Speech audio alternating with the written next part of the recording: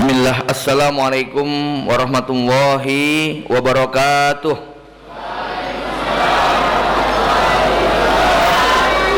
Innal hamdalillahi nahmaduhu wa nasta'inuhu wa nastahdih wa natubu ilaihi wa na'udzu billahi min syururi anfusina wa sayyiati a'malina. May yahdihillahu fahuwal muhtadi wa may yudlil falan tajida lahu waliyyan mursyida. Asyhadu an la ilaha illallah wahdahu la syarikalah wa asyhadu anna Muhammadan abduhu wa rasuluhu la nabiyya wa la rasula ba'dah. Allahumma shalli ala Muhammadin wa ala ali Muhammad kama shallaita ala Ibrahim wa ala ali Ibrahim innaka Hamidum Majid. Raditu billahi rabba wa bil islami dina wa bi Muhammadin nabiyya wa rasula. Allahumma inna nas'aluka ilman nafi'a wa rizqan thayyiba wa amalan mutaqabbala wa ba'du. Bapak Ibu kaum muslimin muslimat jamaah yang dirahmati Allah Subhanahu wa taala, bersyukur kita pada Allah yang telah memberikan begitu banyak limpahan nikmat dan karunia-Nya pada kita, nikmatul iman wal Islam, nikmat sehat dan sempat, nikmat kelapangan dan kelonggaran, sehingga malam ini Allah pertemukan kita di salah satu rumah yang mulia dalam satu momen majalisul ilm, dalam rangka mengikuti sunnah Rasulullah SAW, menyambut atau memberikan tahniah untuk momentum yang teramat sangat istimewa, kemuliaan Ramadan bila dibandingkan dengan bulan-bulan yang lain, seperti keagungan dan kemuliaan seorang Yusuf alaihissalam dibandingkan dengan 11 saudaranya. Kalau Zulhijjah identik dengan Nabi Ibrahim alaihissalam karena beliau menyembelih Nabi Ismail. Kalau Muharram identik dengan Nabi Musa alaihissalam karena diselamatkan oleh Allah dari kejaran Fir'aun pada tanggal 9 Muharram, yang kemudian dirayakan dengan ibadah saum pada 10 Muharram. Maka Ramadan adalah milik Nabi Muhammad SAW karena di dalamnya Allah turunkan momentum paling istimewa dalam sejarah manusia, yaitu Al-Quran yang diturunkan jumlatan wahidatan pada bulan Ramadan. Bapak Ibu yang dirahmati Allah Subhanahu wa taala, di kesempatan malam ini saya akan menyampaikan 3 poin, 3 hal terkait dengan terhibur Ramadan. Yang pertama, mindset kita tentang tamu istimewa, sehingga prepare dan persiapannya juga berbeda, harus juga istimewa. Yang kedua, berbincang tentang apa yang kita harapkan, kebaikan apa yang ingin kita raih, rencana apa yang sudah kita siapkan sesuai dengan judul. Dan yang ketiga adalah harapan setelah kita memasuki madrasah terhebat yang Allah sediakan bagi kebaikan hati manusia, yaitu madrasah Ramadan. Bapak Ibu yang dirahmati Allah Subhanahu wa taala, banyak yang memberikan ilustrasi gambaran bahwa momentum Ramadan ini seperti tamu istimewa, seperti sebuah mall besar yang menyediakan aneka macam banyak barang yang dibutuhkan. Momentum Ramadan mirip seperti lautan tak bertepi yang airnya tidak pernah habis untuk dikuras sebanyak apapun. Semua tergantung dengan bekal dan persiapan. Bapak Ibu sekalian, yang membedakan kualitas kita, yang membedakan nasib kita, bukan peristiwanya, bukan momentumnya, bukan kejadiannya, tetapi yang membedakan nasib kita adalah bekal dan persiapannya. Ya, kalau diumpamakan seperti air laut, maka yang pulang membawa air bukan tentang berapa debit atau volume air laut yang ada, tetapi wadah apa yang dimiliki oleh mereka yang datang. Mereka yang datang dengan membawa wadah gelas hanya akan pulang dengan membawa air sebanyak 1 gelas. Mereka yang datang dengan membawa ember, maka akan pulang dengan membawa air sebanyak 1 ember. Mereka yang datang dengan membawa gentong, membawa tandon, bahkan membawa tangki dengan kontainer, maka sebanyak itu pula yang akan dia bawa, tergantung seberapa besar wadah yang dia punya. Maka kualitas manusia bukan ditentukan dengan momentum Ramadannya. Tarawihnya sama 29 atau 30 hari. Puasanya sama dari terbit matahari sampai terbenamnya. Ya, waktu yang dia miliki sama 24 jam dalam sehari. Tetapi yang membedakan mereka yang sukses dan gagal itu ada pada prepare dan persiapannya. Dua orang masuk ke dalam mall, yang satu bawa duit 10.000, yang satu bawa duit 10 miliar. Nasibnya kira-kira sama atau beda, Pak? Pasti beda. Yang bawa 10.000 keluar tetap kelaparan. Yang bawa 10 miliar bukan cuma terima kenyang, dia bisa borong semua itu barang. Bahkan kalau perlu yang jual pun bisa dia bayar, gitu ya. Karena duit dia berlimpah, bekal dia banyak. Orang yang punya bekal nggak perlu menunggu momentum. Di mall ada Promax diskon 90%. Kalau di kantong Anda cuma 10.000 rupiah, tetap nggak bisa itu bawa, nggak bisa dibawa itu. Diskon-diskon 90-95% itu nggak bisa menolong dan membantu kita. Tapi kalau di kantong kita ada ATM saldonya 10 miliar, tanpa diskon, tanpa promo sekalipun, bisa kita borong itu semuanya. Karenanya Bapak Ibu yang dirahmati Allah Subhanahu wa taala, berbincang tentang Ramadan, berbincang tentang prepare, berbincang tentang persiapan kita. Jemaah yang dirahmati Allah Subhanahu wa taala, ya. Kedua juga digambarkan bahwa ia seperti tamu spesial yang akan datang. Coba kita renungkan, kalau ada sosok pejabat petinggi yang mau datang ke rumah kita dan dia berjanji sudah membawa sejumlah janji dan penawaran yang menarik buat kita. Ya, nggak usah pejabat istimewa, donatur yang biasa-biasa saja. Kalau mau datang ke pondok kita, prepare-nya ketua yayasan kayak apa, Pak? Ya, nyiapkan tempat, nyiapkan proposal, nyiapkan presentasi, termasuk menu yang ada. Supaya apa? Sang donatur tadi begitu terkesan dengan kebaikan kita. Donatur tadi bisa memenuhi harapan kita. Bayangkan kalau ini momentum yang oleh Allah jadikan untuk memenuhi semua hajat dan kebutuhan kita. Ya, dia jauh lebih istimewa dari orang yang paling kaya. Dia jauh lebih istimewa dari dokter yang paling hebat di dunia. Dia jauh lebih istimewa dari penguasa tertinggi di dunia. Karena memang kedatangan Ramadan ini memberikan begitu banyak kebaikan yang tidak bisa kita hitung dengan alat apapun.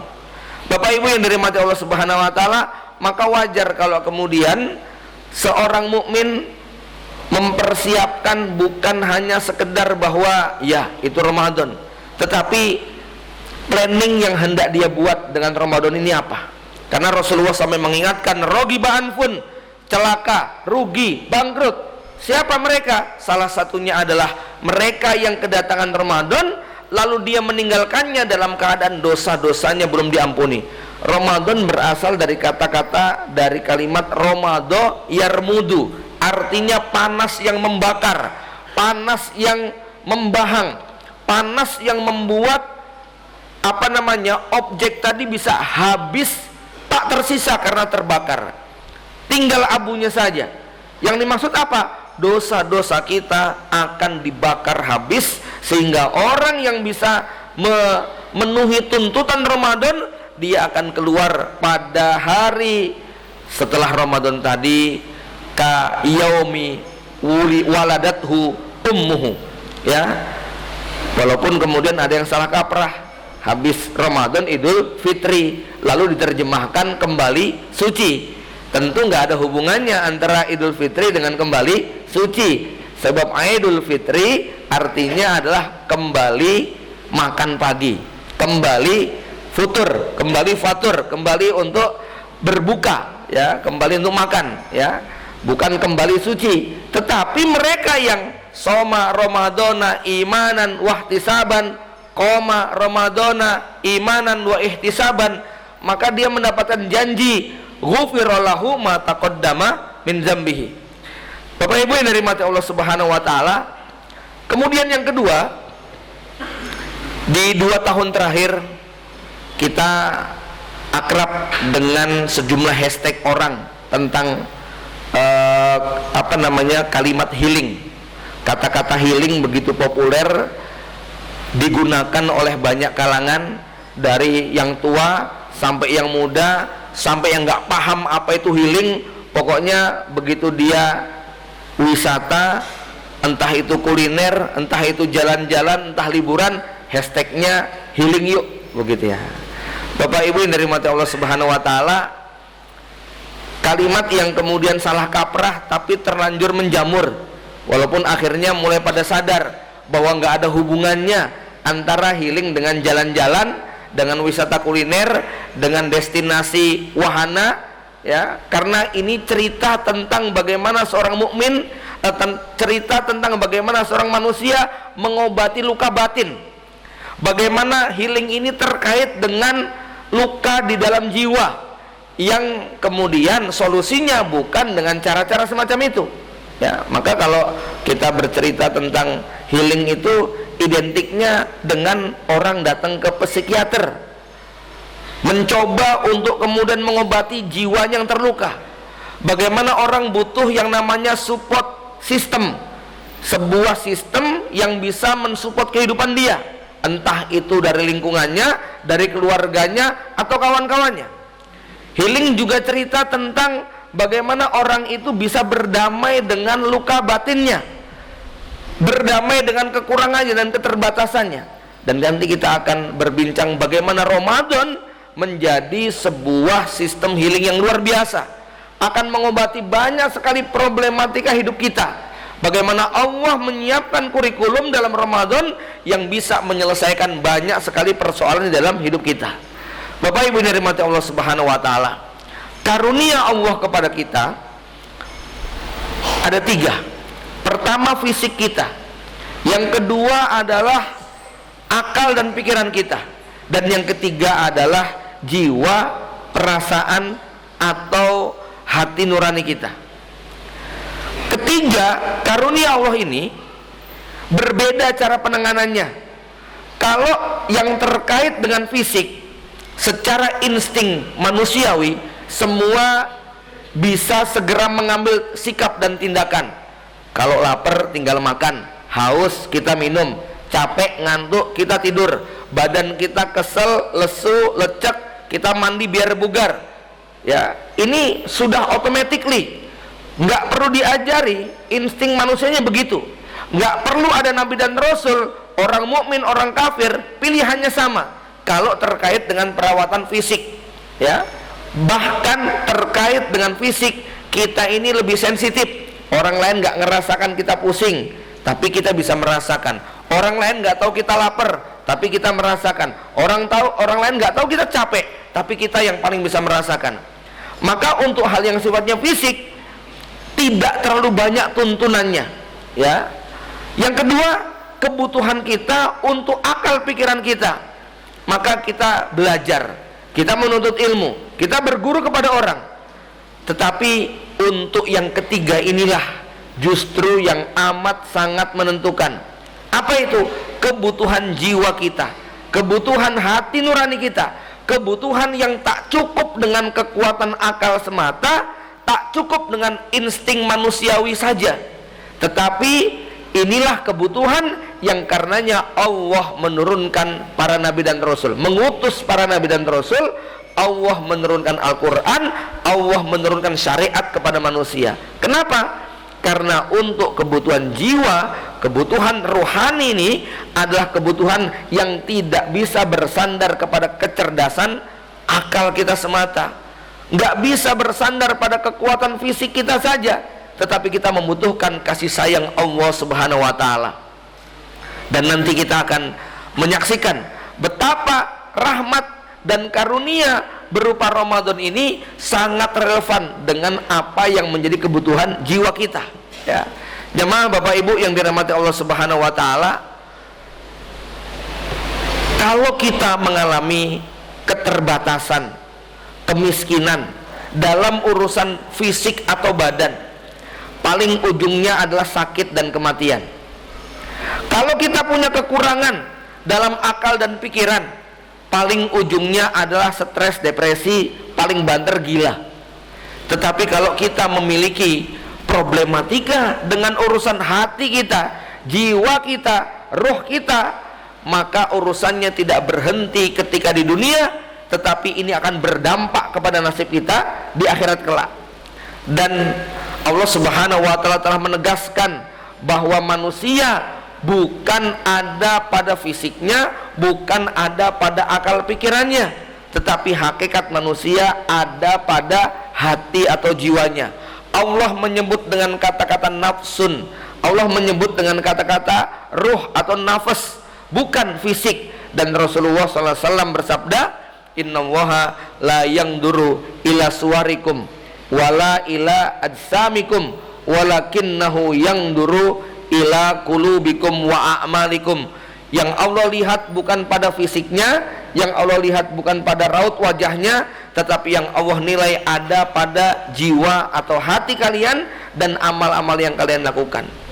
Maka kita bisa ambil sebuah ibarah, ungkapan, kalau ada yang diuji Allah dengan fisik yang terbatas, badan pendek, kulit hitam, rambut keriting, ya, tubuh tidak ideal, bahkan kulit mungkin bersisik, ekstrimnya mungkin kepala bertanduk, pantatnya berbuntut.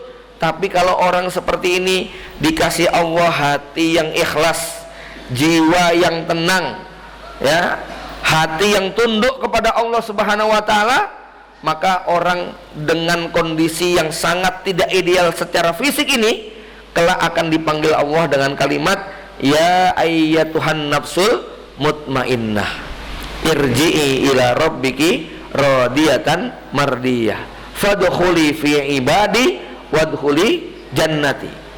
Sebaliknya, kalau ada orang secara dohir penampakannya begitu ideal, tinggi badan 185, warna kulit putih terang, perut six pack, dada bidang, rambut hitam ikal, hidung mancung, serba ideal, tapi hatinya busuk, jiwanya kotor, yang ada adalah kufur dan ingkar. Maka manusia yang menurut kebanyakan orang sangat ideal ini banyak diagung-agungkan, banyak ditiru dan dicontoh, dia oleh Allah dipanggil dengan kalimat ulaika kal an'am balhum adol. Dalam ayat lain Allah panggil mereka dengan kalimat ulaika hum syarrul bariyah, ya. Karena jamaah yang dirahmati Allah Subhanahu wa taala, ketika kita menyadari bahwa hakikat manusia itu adalah nafsun, kebutuhan ruhiyahnya, kebutuhan rohaninya, kebutuhan jiwanya, ini jauh lebih penting, lebih besar daripada sekedar kebutuhan fisiknya.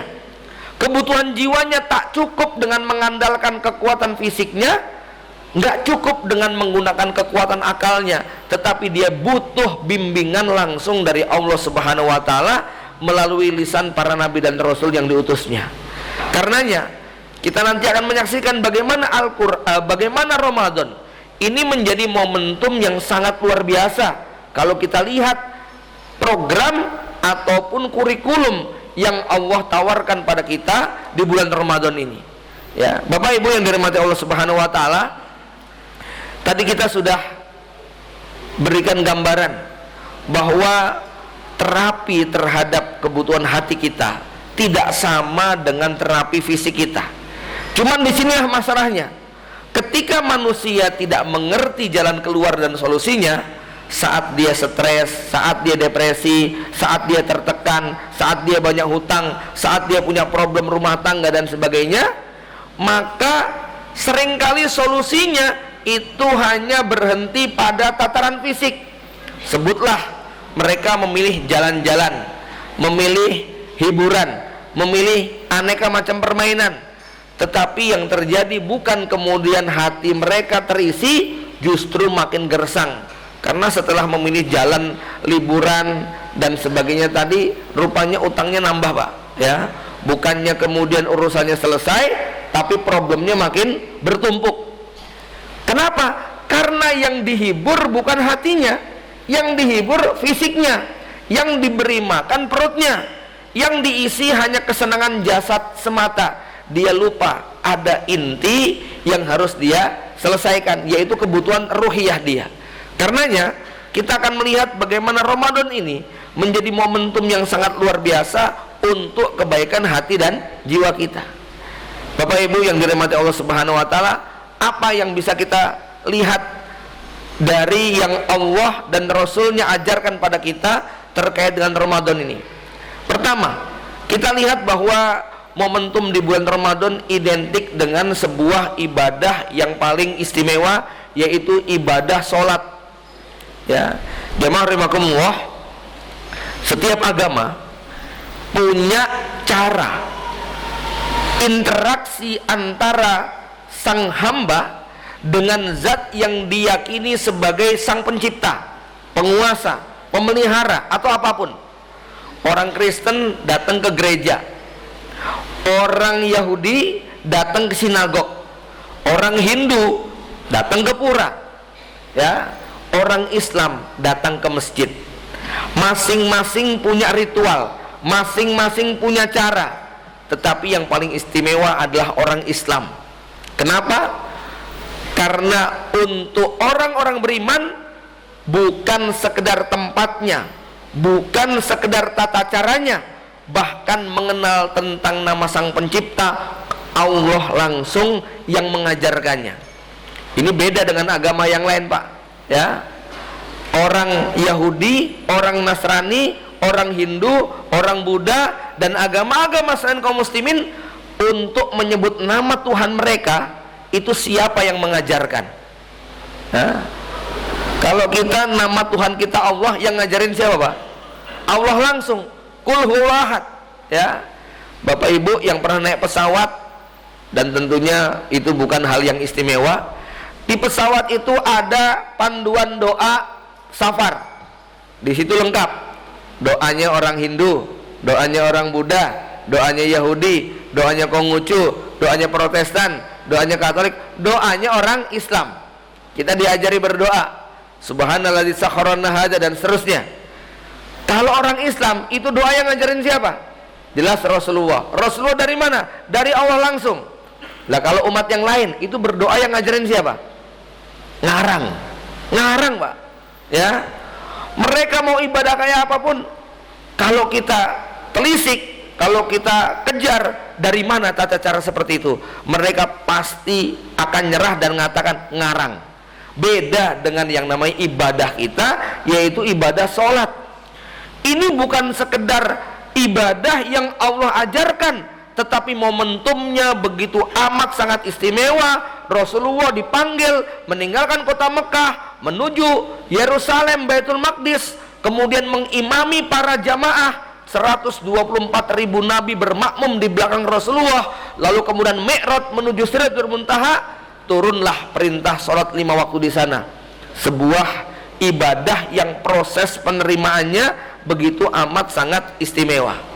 Bapak Ibu yang dirahmati Allah Subhanahu wa taala, sebetulnya media komunikasi antara kita dengan Allah sang pencipta itu ada banyak.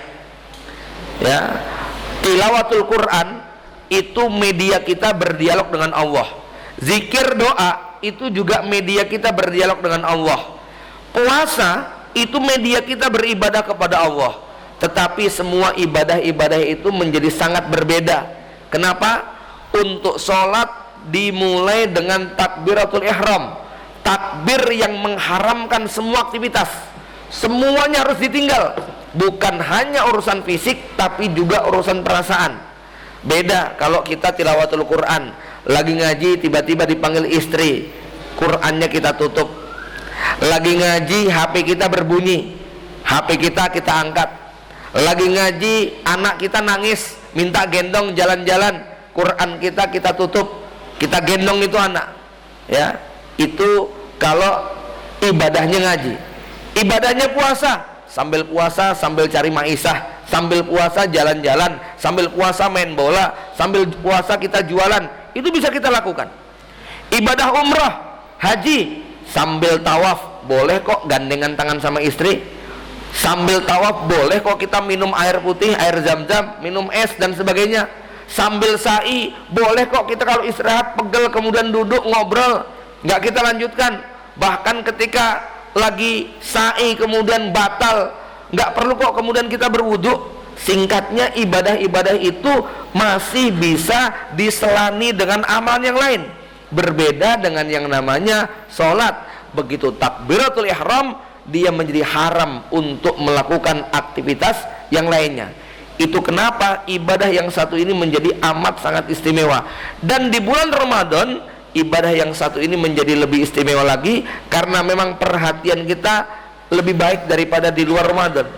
Bapak Ibu sekalian, jangankan yang 5 waktu, tarawih 11 rakaat yang hukumnya sunnah, itu pun kita lakukan. Maka kalau di bulan Ramadan ini ada yang nggak bisa sholat berjamaah 5 waktu di masjid, di luar Ramadan lebih tidak bisa untuk berjamaah. Kalau di bulan Ramadan ini ada yang nggak bisa tarawih full 11 rakaat 30 hari, di luar Ramadan pasti dia lebih tidak mampu lagi untuk bisa qiyamul lail 11 rakaat.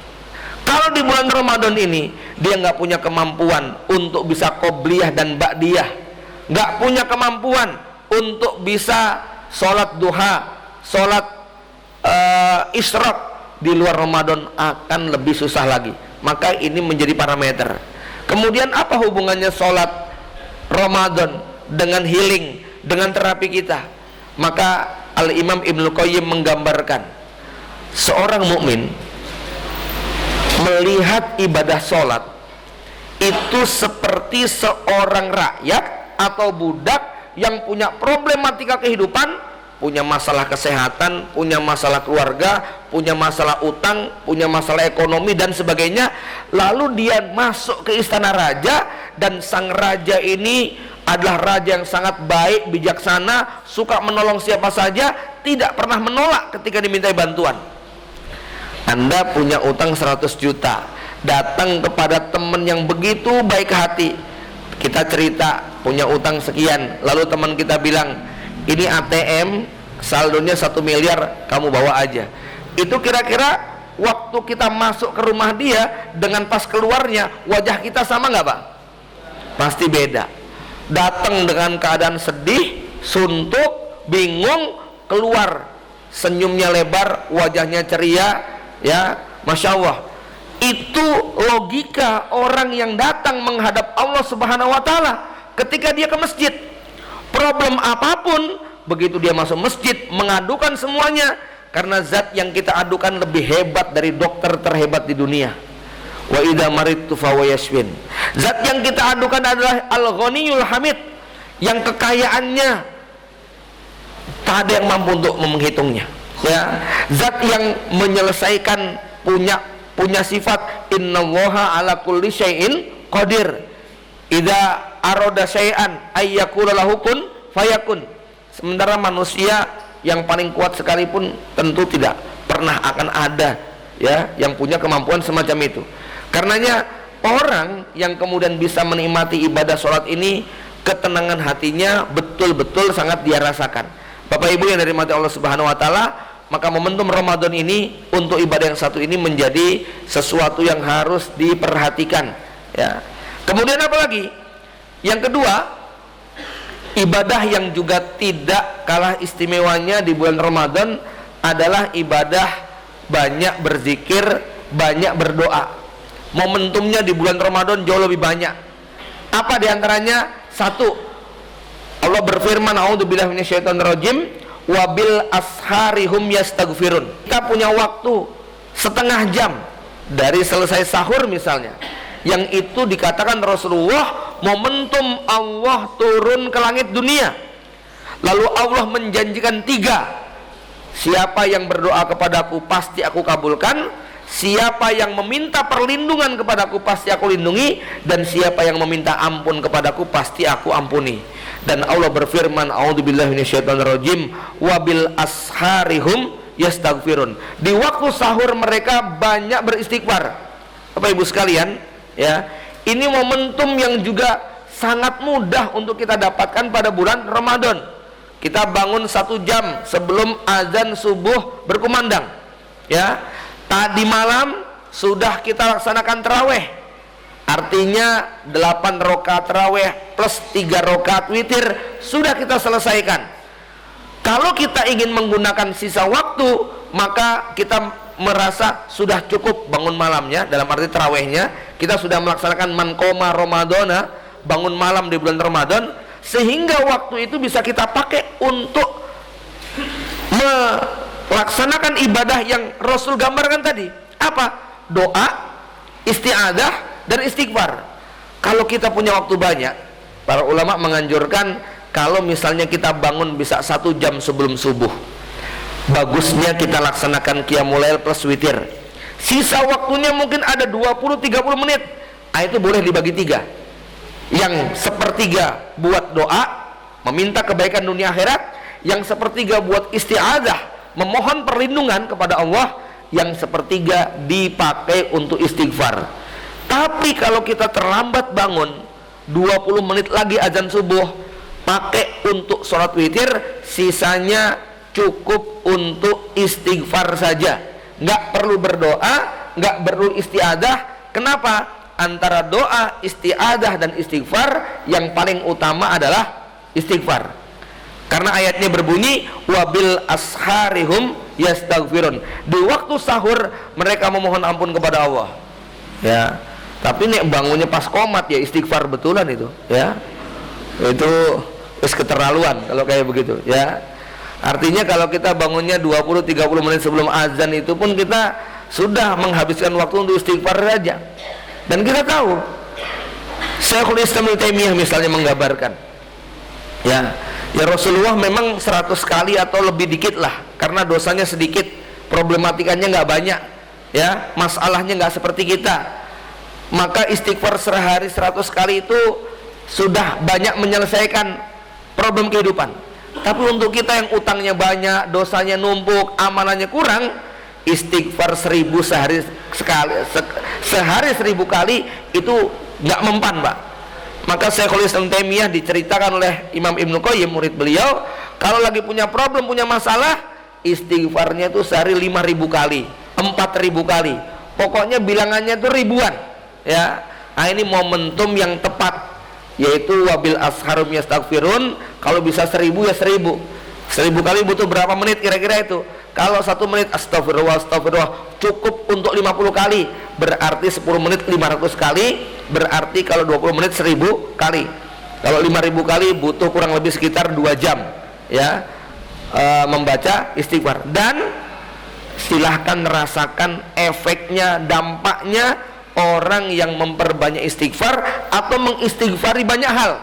Tangannya sakit diistighfari, perutnya sakit diistighfari, kepalanya pusing pegang diistighfari. Lihat, rasakan dampaknya. Atau zikir sebagaimana yang dibaca oleh Nabi Yunus alaihissalam bin Matta ketika dalam perut ikan paus, doanya hanya la ilaha illa anta subhanaka inni kuntu minadz dzalimin. Anda punya problem ekonomi, punya problem kesehatan, punya problem keluarga, punya problem sosial, Nabi Yunus alaihissalam berada pada situasi yang secara logika mustahil bisa bertahan hidup tanpa makanan, tanpa minuman, tanpa udara, tanpa cahaya. Tetapi dengan doa yang dibaca la ilaha illa anta subhanaka inni kuntu minadz dzalimin, apa kata Allah Subhanahu wa taala? Falaula annahu kana minal musabbihin lalabisa fi batnihi ila yaumi yub'atsun.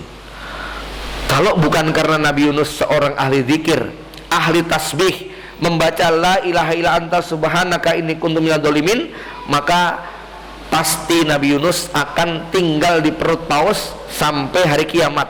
Artinya Nabi Yunus akan meninggal dunia dalam perut paus tadi dan menjadikan perut paus tadi sebagai kuburannya sampai hari kiamat, ya. Nah, bagaimana kalau kita nggak hafal?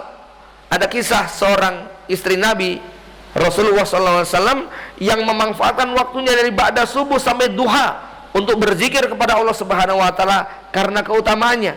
Maka Rasul kemudian datang menemui dan mengatakan, mau enggak kamu saya ajarkan satu wirid, satu zikir yang kalau kamu baca bisa mengalahkan pahala yang sudah kamu baca dari ba'da subuh sampai sekarang ini.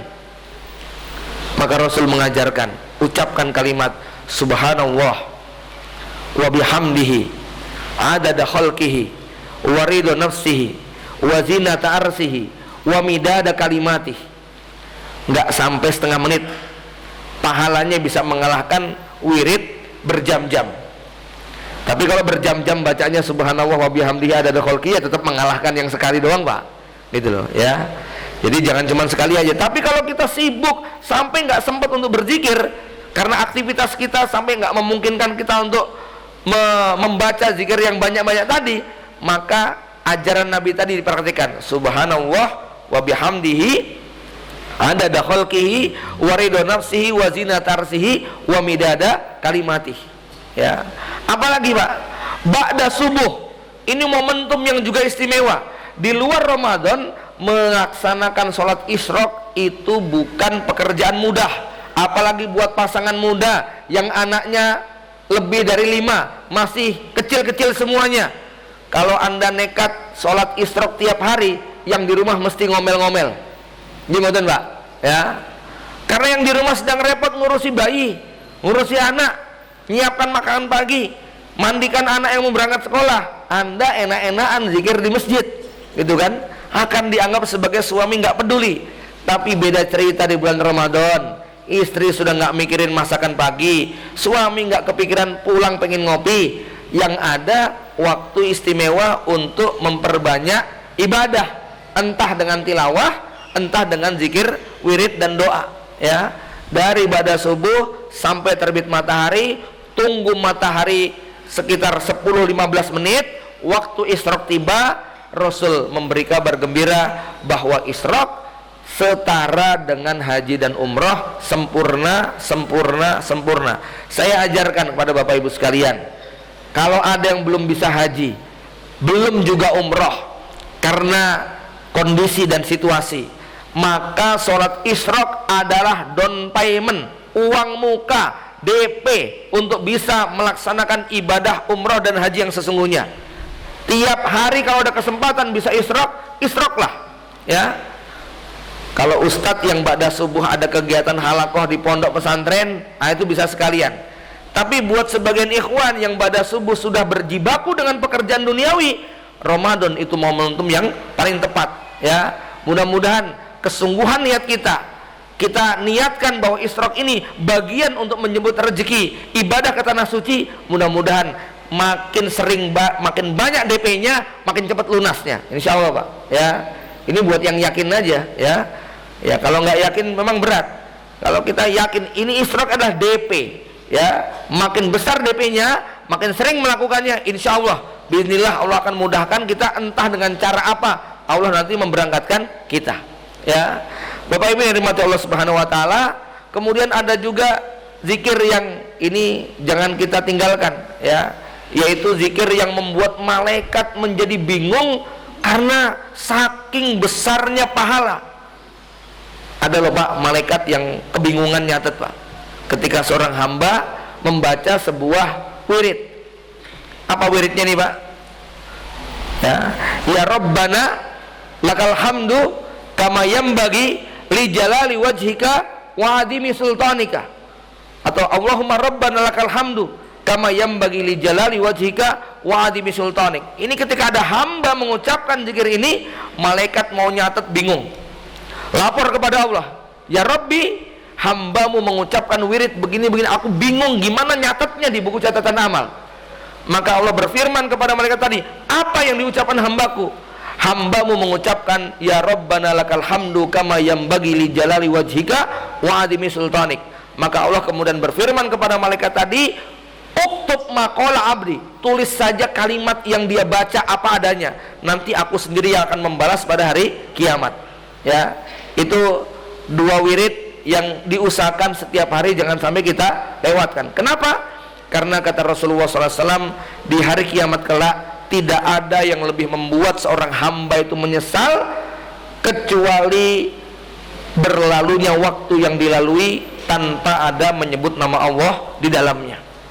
Kenapa? Bapak Ibu sekalian, besok di akhirat itu kita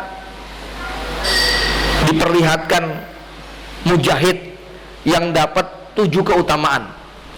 Kira-kira jenengan iri nggak ngelihat seorang yang mati syahid dapat 7 keistimewaan, Pak? Iri tapi sadar diri, nggak mampu kok, gitu kan? Anda diperlihatkan pahala haji, iri tapi yang ngerti, wong di dunia nggak punya duit untuk berangkat kok, ya.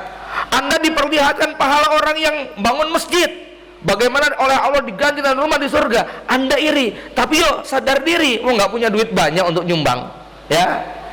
Tapi Anda diperlihatkan orang yang pahalanya luar biasa karena banyak zikir dan doa. Kita pasti iri, kenapa? Karena ibadahnya bisa kita lakukan. Artinya begini, Pak, kalau di mall ada penawaran, ini mall mau dijual, harga aslinya 1 triliun, diobral 1 miliar, terus Anda nggak bisa beli, nyesel nggak? Ya buat apa nyesel, wong nggak punya duit, gitu kan? Tapi ini ada Alphard diskon 99,99%, bonusnya rumah mewah dari 1 miliar tinggal 10.000 rupiah, terus Anda nggak beli, nyesel nggak kira-kira? Nyesel banget, wong cuman 10.000, di kantong kita ada 100.000. Kira-kira begitu gambarannya penyesalan orang terhadap ibadah zikir, wirid, dan doa dibandingkan dengan ibadah-ibadah yang lain. Kalau ibadah yang lain ya kita sadar diri, wong kita nggak mampu melakukannya. Tapi ibadah ini, mau tidur bisa kita lakukan, sambil bikin gorengan bisa kita lakukan, jalan kaki, naik motor, naik mobil, sambil apapun, qiyaman wa qu'udan wa ala junubihim, itu bisa kita lakukan. Maka momentum Ramadan adalah momentum untuk kemudian mengingat kembali, ya, buat checklist zikir pagi petang kita, bisa rutin nggak kita baca di Ramadan ini. Kemudian yang ketiga, ibadah yang tentunya juga menjadi penentu adalah ibadah saum itu sendiri, ya. Bapak Ibu yang dirahmati Allah, orang lain untuk healing itu pakai meditasi. Orang lain untuk berdamai dengan dirinya sendiri harus kadang-kadang belajar tai chi, meditasi, kundalini, pokoknya nama-nama amalan-amalannya orang-orang yang seperti itu loh, Pak, ya. Nah, kita diajari apa? Muhasabah. Kita diajari untuk tafakur, kita diajari untuk merenung. Ramadan momentum yang paling tepat, terutama di 10 hari terakhir, ketika Rasulullah SAW memutuskan untuk masuk ke dalam masjid, bahkan bersembunyi di dalam tenda, kemudian ibadahnya hanya zikir, doa, sholat, baca Quran, tidur, zikir, doa, sholat, baca Quran, tidur. Di situ waktu yang tepat untuk tadabbur, tafakur, dan muhasabah. Kenapa? Bapak Ibu yang dirahmati Allah, problematika hidup kita itu seringkali bukan disebabkan oleh peristiwanya. Masalah dalam hidup kita lebih banyak disebabkan bukan karena kejadiannya, tetapi kalau kita mau renungkan, lebih sering disebabkan oleh cara memandangnya, cara membandingkannya. Kita susah dan senang itu bukan karena persoalan punya sedikit atau banyak uang. Kita susah dan senang itu bukan karena sakit atau sehat, tapi kita susah senang, kita benci dan cinta, kita kecewa atau gembira lebih kepada cara pandang atau cara menimbangnya. Ada nggak, Pak, yang dapat gaji 30 juta sengsara, Pak? Tanya para pejabat itu, anggota dewan, mesti sengsara itu dikasih gaji 30 juta. Tapi jenengan kalau digaji 10 juta aja, kira-kira bahagia, Pak? Banyak yang senengnya pol, gitu ya. Tapi pejabat digaji 50 juta itu sengsara, ngomel-ngomel, demo, protes, ngamuk, ora cocok iki karo daftare, itu kan? Ya. Artinya apa? Seringkali kita ini dalam hidup, yang membuat kita gelisah, yang membuat kita sakit, yang membuat kita kecewa bukan peristiwanya, tetapi cara membandingkannya, ya. Maka muhasabah, tafakur, dan tadabbur di momentum Ramadan ini adalah sebuah peristiwa yang membuat kita akan lebih banyak merasakan nikmat Allah Subhanahu wa taala. Ya, mari kita perhatikan bagaimana cara pandang kita sangat berpengaruh. Ada seorang, ini hanya cerita inspirasi saja, ngeluh kepada Pak Kiai, rumahnya sempit, ruangannya sumpek. Dia punya sapi di sebelah rumah yang ditaruh dalam kandang. Ketika dia ngadu kepada Pak Kiai tentang rumah yang sempit, suasana yang bikin sumpek, Pak Kiai tadi menyarankan untuk apa? Sapi kamu taruh di ruang tamu. Karena sudah terlanjur matur, Pak, akhirnya dia laksanakan dawuhnya Pak Kiai tadi. Besoknya sapinya diikat, dicencang di ruang tamu, ngasih makannya di ruang tamu. Istrinya ngomel, anaknya marah, dianya sendiri juga nggak bisa berbuat apa-apa. Sehari, 2 hari, 3 hari, 4 hari, sepekan dia sudah nggak tahan. Datang kepada Pak Kiai, cerita tentang problemnya yang makin berat. Terus Pak Kiai bilang, oke, sekarang sapinya dikeluarkan, masukin kandang lagi. Begitu dikeluarkan, masukin kandang lagi, perasaannya gimana Pak? Plong, rumahnya jadi ketok ombo, perasaannya jadi lebih lapang. Situasinya sudah nggak sumpek lagi. Padahal volume rumahnya nambah atau tetap Pak? Tetap, nggak ada perubahan. Ya tetap aja begitu. Tetapi karena dibandingkan dengan ketika ada sapi dalam rumah tadi, makanya jadi lebih lapang. Nah, hidup kita ini sempit dan susahnya bukan ditentukan oleh peristiwa, tapi lebih kepada cara kita membandingkan. Tapi emang ngomong kayak begini enaknya kalau lagi nggak punya masalah Pak, ya. Lagi ngerasa kayak abot gitu loh Pak, ya. Sabar ya, ikhlas. Itu enak kalau lagi nggak punya utang gitu Pak. Tapi saya ngelakoni itu loh ya. Tapi oke lah ya, habiskan kita tetap wajib untuk saling menasihati dalam kesabaran. Ada sebuah ungkapan menarik, ini bukan tafsir tapi inspirasi dari ayat la in syakartum la azidannakum. Kalau kamu bersyukur maka akan aku tambah. Ternyata definisi salah satu daripada makna la azidannakum tidak harus ditambah secara zatnya, ya. Tetapi ada kalimat begini, hanya pada saat Anda mensyukuri dengan sesyukur-syukurnya, di situ Anda akan merasakan ada tambahan yang sebelumnya tidak dirasakan, ya. Jadi zatnya nggak bertambah, yang bertambah itu rasanya. Ada anak kecil marah, ngomel, ngambek kepada bapaknya karena sepatunya rusak. Lalu si bapak bilang, nak, kamu tahu tetangga kamu itu nggak punya kaki. Tiba-tiba punya kaki yang tadinya itu bukan sebuah nikmat istimewa, menjadi istimewa ketika dibandingkan dengan tetangganya yang tidak punya kaki, ya. Ngeluh karena sepatu rusak menjadi berubah syukur ketika tahu tetangganya kok jangankan sepatu, wong kaki saja tidak punya.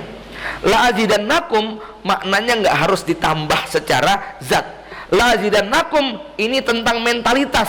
Bagaimana rasa syukur membuat nikmat yang tadinya tidak kelihatan menjadi begitu dirasakan, ya. Nikmat punya suami males, itu kan nggak nikmat ibu ya. Nikmat punya suami nggak peduli, itu kan nggak nikmat, ya. Tapi begitu kita mulai merasakan, seorang muslimah menyadari setelah dia berumah tangga nggak ada amalan yang lebih istimewa daripada dapat ridho suaminya, sak jelek apapun suaminya. Kalau dia sudah ridho kepada dia, coba renungkan hadis Nabi. Ini ibu-ibu penting, ya. Saya sedikit pengen menghibur bapak-bapak, ya. Rasulullah kan mengingatkan, idza shallatil mar'atu khamsaha wa shamat ramadana wa hafidat farjaha wa ata'at zaujaha qila laha udkhulil jannata min ayyi abwabin syi'ti. Ibu-ibu bisa memahami, menyelami kedalaman hadis ini. Saya sampai punya kesimpulan dengan hadis ini. Seorang wanita muslimah, ustazah, hafidah, ahli sedekah, tiap bulan umrah, tiap tahun haji, punya pondok pesantren, bangun masjid, nyantuni fakir miskin, anak yatim, tetapi nggak dikaruniai taat kepada suami, itu kalah sama wanita deso, ya, nggak punya hafalan, nggak pinter baca Quran, tetapi sholat 5 waktu dijalankan, nggak pakai qobliyah ba'diyah, nggak pakai bangun malam, puasa Ramadan, nggak pakai Senin Kemis, nggak pakai saum sunnah yang lain, menutup aurat, tetapi dikaruniai taat, itu nilainya lebih utama daripada muslimah yang tadi saya sebutkan. Kalau dia dikasih Allah begitu banyak kebaikan, tapi tidak dikasih karunia bisa mentaati suaminya, ya. Ini berat ini. tantangan berat bagi muslimah di zaman sekarang, ya. Apalagi muslimahnya lebih tinggi ilmunya, lebih banyak duitnya, lebih kenyang pengalamannya, lebih hebat ini itunya, ya. Tetapi diuji oleh Allah, tidak punya kemampuan untuk mentaati suaminya, ya. Walaupun untuk bapak-bapak juga perlu saya ingatkan, istri itu untuk bisa taat kepada suaminya perlu diajari, ya, perlu dididik, ya. Karena logikanya seperti kita pengen anak kecil tadi umur 2 tahun bisa lari kecepatan 10 kilo per jam misalnya, ya bisa patah kakinya anak 2 tahun, kan harus diajari cara merangkak yang benar, cara berjalan. Nah, itu prosesnya kudu sabar, baru dia jadi pelari hebat.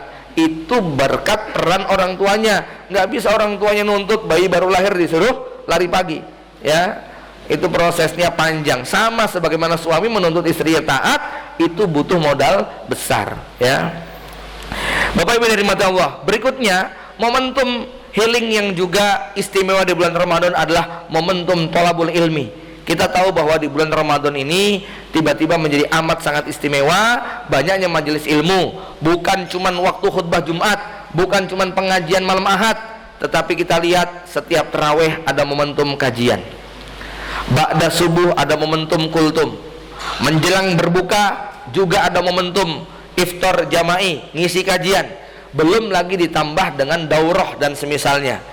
Maka kita tahu bahwa problematika kita banyak bisa diselesaikan dengan ilmu yang kita miliki. Maka momentum Ramadan ini juga merupakan momentum bagi kita untuk mendapatkan peluang atau amalan yang membuat pikiran kita lebih tercerahkan. Dan bagian healing terakhir, ya, adalah bagaimana Ramadan memberikan ruang yang begitu istimewa untuk berbagi dan memberi. Bapak Ibu yang dirahmati Allah, Rasulullah SAW bersabda, man aftara shaiman kana lahu ajru mislu man shoma duna ayyang kussa min ujurim syai'ah. Kita nggak ada yang berani menjamin puasa kita diterima. Kita nggak berani menjamin bahwa tarawih kita makbul. Kita juga nggak menjamin bahwa tilawatul Quran kita diterima di sisi Allah Subhanahu wa taala.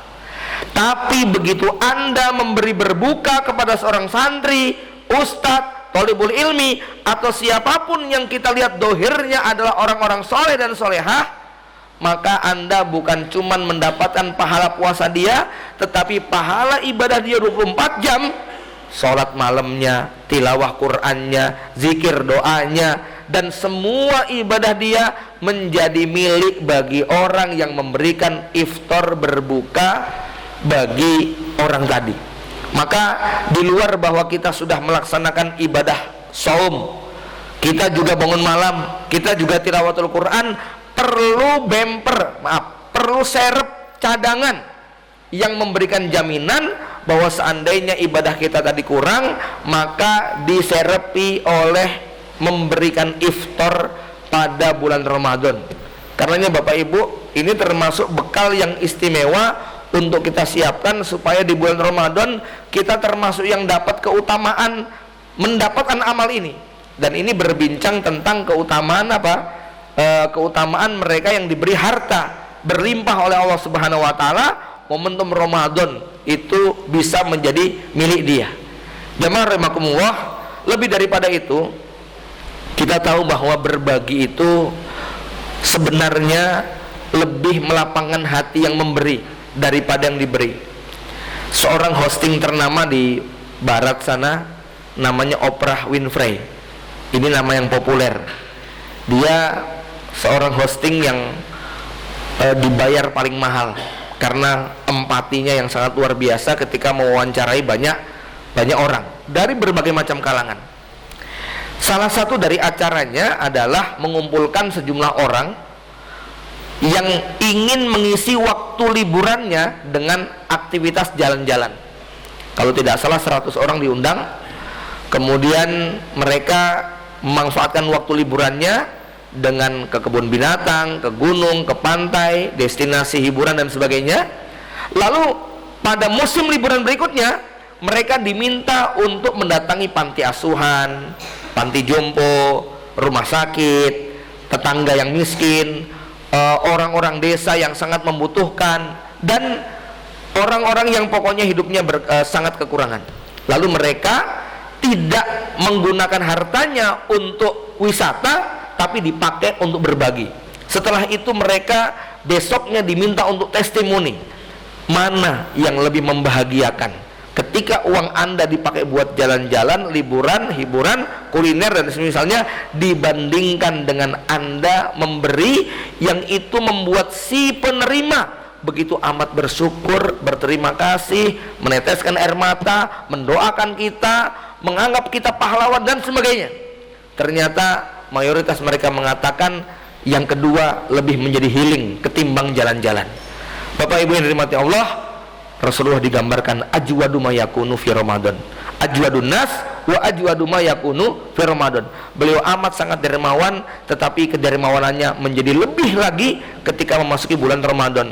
Karenanya kalau berbicara tentang bekal harta, bukan cuma tentang berbagi, bukan cuma tentang zakat sodakoh, bukan cuma tentang bagaimana kita bisa begitu dermawan, tetapi juga kecukupan harta kita sebagai modal menghadapi Ramadan menjadi sarana yang memudahkan kita untuk meraih ibadah yang lain. Karena kita tahu di 10 hari terakhir ada ibadah istimewa yang namanya i'tikaf. Bapak Ibu yang dirahmati Allah Subhanahu wa taala, memang i'tikaf itu batas minimalnya menurut sebagian ulama cukup sholat 2 rakaat. 10 menit itu sudah i'tikaf, 1 jam itu sudah i'tikaf. Tetapi i'tikaf yang definitif yang dicontohkan Rasulullah SAW adalah masuk masjid pada 10 hari terakhir dan tidak keluar. Artinya kalau kita ingin mengambil salah satu contoh ini, maka termasuk di antara tekad niat yang kita harus bulatkan adalah bagaimana kita punya kesempatan untuk bisa melaksanakan ibadah i'tikaf 10 hari terakhir full tanpa diganggu dengan aktivitas kerja, mencari nafkah, kegiatan manusiawi dan kegiatan manusia lainnya, kemudian bisa total ibadah. Walaupun mungkin yang ada di dalam masjid baru badan kita, sementara pikiran kita masih kemana-mana, ya. I'tikaf tapi transaksinya terus jalan, ya. Belum i'tikaf jadinya Pak ya, nggak boleh Pak ya transaksi online di masjid ya. Bapak Ibu yang dirahmati Allah Subhanahu wa taala, tapi yang ingin saya gambarkan begini, untuk bisa i'tikaf bukan cuman tentang bagaimana kita siap mental, tapi juga siap finansial. Kita tahu kan Pak, 10 hari terakhir itu godaannya berat sekali. Yang punya toko pakaian 10 hari terakhir itu lagi sepi-sepinya tuh rame-ramenya Pak, rame-ramenya. Yang punya bisnis makanan ringan, makanan lebaran, itu 10 hari terakhir sedang puncak-puncaknya. Bisnis apa saja itu rata-rata 10 hari terakhir sedang melonjak-melonjaknya, ya. Dan pada saat itu godaannya sangat besar. Banyak yang nggak bisa i'tikaf, banyak yang nggak bisa sholat berjamaah, banyak yang nggak bisa menghatamkan Quran karena godaan di 10 hari terakhir tadi itu makin sangat luar biasa. Nah, disinilah bukan cuman kesiapan mental, tapi juga kesiapan finansial. Abi sudah membulatkan niat, membulatkan tekad ingin i'tikaf full tanpa diganggu, ya. Umi sini, amplopnya disiapin tuh Pak, ya. Nabung 1 hari 50.000 kali 340 hari, ketemu angka 15 juta, ya. Kemudian panggil, nih ini bekal selama 10 hari. Nah, kira-kira komentar istri kita gimana? Udah sono berangkat gitu Pak ya, langsung disuruh mangkat gitu Pak ya. Tapi kalau nggak digituin ya, nanti istri kita main kabur aja begitu ya. Bentar nih tinggalin apa kayak begitu, jangan main pergi aja ya. Nah, kira-kira gitu Pak. Kalau bekal mental kita kuat, finansial kita cukup, bukan cuman kita bisa menikmati ibadah, istri di rumah juga bahagia, anak-anak tidak rewel, begitu kan ya. Lebih daripada itu kita bisa mendapatkan peluang yang begitu banyak ya, atas semua tawaran-tawaran selama bulan Ramadan. Terakhir Bapak Ibu yang dirahmati Allah, bagian ketiga dari kajian kita pada malam hari ini, Ramadan adalah madrasah. Logika Ramadan adalah madrasah, di sana ada kenaikan kelas. Logika Ramadan adalah sekolah, maka di sana ada fase progres, kenaikan dan sebagainya. Jadi mudahnya begini, anak-anak kita yang lulus SD punya kemampuan membaca, menulis, menghafal sekian ayat dan surat. Anak-anak kita yang lulus SMP, hafalan juznya sekian, mungkin 3 juz atau 5 juz. Yang lulus SMA di pondok pesantren ada yang 5 juz, 10 juz. Kitab yang diselesaikan begini begitu dan seterusnya. Ibarat Ramadan ini sekolah. Kalau kita dulu berpuasa paling lambat umur 10 tahun, berarti yang sekarang umurnya 30 tahun, dia sudah 20 tahun sekolah. Yang sekarang umurnya 40 tahun, dia sudah 30 tahun sekolah. Yang sekarang umurnya 50 tahun, dia sudah 40 tahun sekolah. Kira-kira sekolah 40 tahun itu udah S berapa, Pak? Hah? S berapa ini? Waduh, nggak kehitung ya, S-nya berapa itu, Pak? Ya. Logikanya, makin lama sekolah kita, makin tinggi gelar kita, makin dalam ilmu kita. Ya, kalau ketemu sama dokter, profesor, doktornya ada 2, ya, profesornya ada yang beneran, ada yang honoris causa, ada yang mungkin gelar tambahan apa begitu, Pak, ya. Itu kita sudah membayangkan pasti dia orang yang amat sangat hebat. Logika itulah yang seharusnya terjadi pada bulan Ramadan. Makin lama kita sekolah di bulan Ramadan, berarti makin hebat ilmu kita. Kecuali kalau nggak pernah naik kelas, gitu kan? Ya, nggak pernah naik kelas, jadi mahasiswa abadi. S1-nya 15 tahun, itu kira-kira mahasiswa pinter apa? Itu mahasiswa apa itu? Ya, ya. Masa S1 15 tahun, itu bukan mahasiswa hebat yang kayak begitu. Artinya Bapak Ibu dari mati Allah, ketika kita menyadari bahwa Ramadan ini adalah madrasah, di mana di situ Allah menyampaikan kurikulum yang sangat luar biasa, maka lulusnya kita dari madrasah Ramadan pasti menggambarkan kualitas iman kita, kualitas amal kita. Ya, sehingga ibarat Ramadan itu adalah tempat pembakaran. Manusia itu asalnya dari tanah. Kita tahu tanah ketika dia masih berada di bawah, diinjak-injak, dijadikan tempat pembuangan sampah, dijadikan sebagai tempat pembuangan kotoran. Tapi begitu tanah tadi diambil, kemudian dibentuk, kemudian dibakar, kemudian dijemur, diproses, Anda tahu tanah yang tadinya diinjak-injak, tanah yang tadinya bercampur dengan kotoran, tanah yang tadinya sebagai tempat pembuangan sampah, begitu diubah, diproses pembuatan geriba, jadi jadi kendi, jadi gelas, jadi cangkir, jadi keramik, jadi macam-macam. Anda bisa lihat ketika dibentuk jadi genteng, dia siap untuk mengatapi rumah kita. Dia mampu melindungi terik panas matahari bagi penghuninya. Ya, begitu kemudian diubah, tanah yang tadinya murah nggak berharga tadi bisa menjadi guci yang sangat mahal harganya. Dan prosesnya semua harus melalui proses pembakaran, proses penggilingan, proses penjemuran, proses dicat dan sebagainya. Itulah proses yang ada pada madrasah Ramadan, sehingga orang yang melewati madrasah ini, dia tidak lagi menjadi tanah kotor bau yang diinjak-injak, tetapi dia menjadi sebentuk barang yang begitu bernilai dan mahal harganya di sisi manusia. Bapak Ibu yang dirahmati Allah Subhanahu wa taala, demikian kajian kita pada malam hari ini. Mudah-mudahan bermanfaat khususnya buat saya pribadi dan Bapak Ibu sekalian. Mohon maaf bila ada kalimat yang kurang berkenan. Aqulu qouli hadza wa astaghfirullah li wa lakum. Assalamualaikum warahmatullahi wabarakatuh.